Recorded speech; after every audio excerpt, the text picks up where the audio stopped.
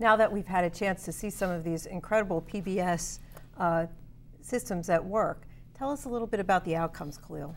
I think what's most exciting about PBS is the outcomes that we're seeing. We're seeing classrooms transformed. We're seeing parent and teacher and child interactions just going much better than they were before. We're seeing children's transitions to different activities in the classroom be done with more order. I mean, they're not fighting and pushing and grabbing, they're sharing. We're seeing teachers and parents interacting in a way about child's behavior that they haven't done in the past. And some of the real outcomes that we've seen that really are showing a positive trend is in reduced expulsions of children. That's first and foremost. In the past, the model, the system was that if a child had some behavioral issues, they might need to go to a special center. Our contention is children are different. Children are different, and there's a place for them in every child care center if we teach the teachers the right skills on how to work with them.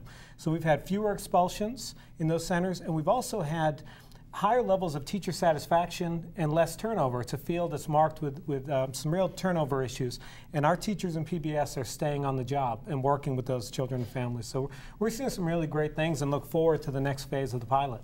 I thought it was really interesting listening to the teachers to see the tension drain out of their faces, even in recounting the situations. They would say, you know, I used to be so upset and think that they were, you know, just being defiant, as I was saying as a mom, and that once they learned these new techniques and understood it differently, you could just see the tension drain out of their faces, and it made their interactions with the children so much better. So where do we go from here, Sharon? Well, we are moving into the second year of this pilot. We were in 15 child care centers for the first year. We'll be adding on an additional 15 this coming year. One of the really nice things about this movement, as we called it, is that once you're in PBS for life. We don't just go to a center for a certain period of time and then say you're on your own now. The first 15 that we're in will continue to get support from this program, and that's a real novel approach. It's very important that we don't just, we give them certain tools and then leave. We want to be there to assist them as time goes on. The new 15 that will be coming in will have coaching for an entire year, and then we'll also be part of that next group. And we hope to just keep doing this, and it will create quite a momentum throughout the county. And when we talk about retaining teachers, to make sure that whatever happens with them in a child care center, when children have that consistency, that's a really important piece of this. We talk about retention. Why is retention important? Turnover in any industry isn't necessarily good, but when you're working with these very young children, they must have consistency. So the fact that we can keep teachers in their roles over year after year because we're providing that support year after year, that is priceless. And how about networking the centers? Are they helping each other through this process? So that Yes, we just had an open house last week, and one of the centers already participated in the program. They volunteered to come and explain the program to the new teachers and the new directors. That was great. They're planning to do directors meeting on a monthly basis just to keep the momentum and to polish the skills that are being learned. So that's working. Another aspect of the program that I want to mention that I think is very successful is the parent component. Yes. What we are doing with the parents is that we are doing home visits. We're going into the homes and we're visiting those parents that have the children with a challenging behavior, and we are teaching those parents the skills, that way they can reinforce what the children are learning in the schools, and that really facilitate the job of the teachers in the centers. And that's a component that we've been very successful. Last year we served about 150 parents. Let me ask you something as a parent again. Sometimes the children behave in the school but may not behave at home. Is there a way for the parents to access, if they're in a PBS center, to tell the parent, to tell the teacher and maybe get back to you that I need some help at home? Definitely, definitely. The parents, when we start serving the schools, we send out flyers with our phone numbers and all the information for the coach that's assigned to that center, and the parents are welcome to call the coaches at any given time. The other thing that we're doing is the parenting lessons. We're doing about 8 sessions in each one of the schools, and we're teaching them hands-on skills on how to work with the children. We also are able to assist via phone, via telephone calls. Excellent. And as this rolls out, the vision is how do we multiply it? I mean, I know we've got 15, we're going to do another 15. At that rate, it's going to take us a long time to get to 1,000 centers, right. Khalil. Right. What's the plan? I think because we believe in this so strongly and the early results are so good pretty quickly, I think we're going to be obviously looking for other sources of funding. We want to expand the program. We're also arming our coaches. We have quality coaches in this community, about 20 of them that serve about 175 child care centers and family child care homes. And we've put them through the same training that our PBS coaches have gone through. So they have some of those tools in their tool belt as well. They don't do the intensive interventions. They're not going to do a home visit. They're not going to work directly with a child, but they are going to introduce some of these working concepts to the teacher when they're in the centers. So I think just getting continued training and increasing the resources for the program, I think, is going to be critical. Making the case with the data is going to be very helpful. And we've already reached out to federal funding sources through a community collaborative in trying to expand the program. So I think we want to take advantage of these early successes now and demonstrate the success of the program and just get out there as much as we can. As we know that getting an early childhood education really lays the foundation. Absolutely. Yes. One of the other shows we've done recently is on the children's movement, which is trying to galvanize the community to understand the importance of early childhood education, as well as health care and wellness and early identification of special needs, parent support. This plays right into that.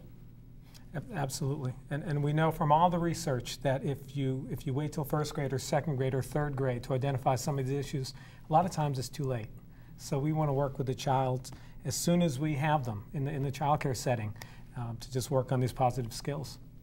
Excellent. Yeah, what we really learn is that, as we were saying earlier, what normally gets identified as a problem doesn't have to be a problem. And the earlier we look at these things, and that's that universal approach of that pyramid that Maria was talking about, that bottom level is the core foundation of everything. And if you do things right at a universal level where you give parents and teachers and children the skills at the very front end, those other two levels, the more intermediate and then the very high need, they almost disappear.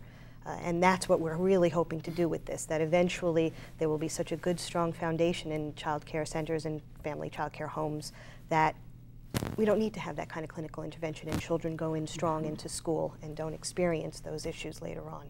And a lot of what we're about is empowering parents. This is not about things being done to you, but empowering parents. So let's take the last few minutes of the show and talk to parents about what they should look for when they're looking for childcare, because we know parents looking for quality childcare and voting with their feet is a critical element, and then some tips for parents at home as to what they can do. Please. Yep. Absolutely. I've got the early childhood choice worked out, but those tips. Quality childcare starts, I encourage every parent to go to the childcare facility. Too many of parents, working parents, very busy, just kind of make it by driving by, make that important decision, or just a referral from it's close to work. We encourage, get in there and take a look at the child care provider, look at the curriculum, talk to them about their teaching style, look at the equipment, look at what's in the center that's going to engage your child throughout the day and the time that they're there. There's licensing reports you should probably look at for every child care center you're considering. Positive behavior support centers, our vision is they're going to look different based on the child-teacher interaction you see when you get there. Our centers, and we encourage parents to do the same, you'll see the teacher on the floor with the child. You'll see eye-to-eye contact, not speaking above a child. You'll see listening as well as talking to a child.